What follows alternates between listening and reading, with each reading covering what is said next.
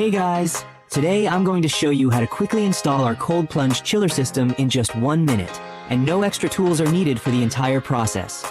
First, grab our 2 included water hoses and the chiller unit. Let's jump straight into the demo.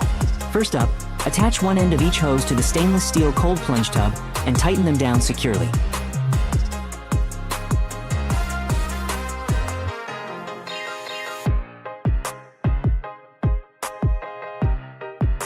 Then pull out the integrated ladder, push the chiller right up to the tub with the display screen facing the ladder, then slide the ladder back in, and the unit locks perfectly into place.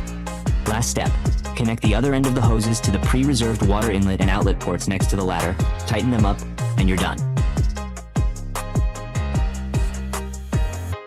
Isn't that incredibly simple? The whole process takes less than 1 minute. Even total beginners can get it right on the first try. Just power it on once connected, and it's ready to go.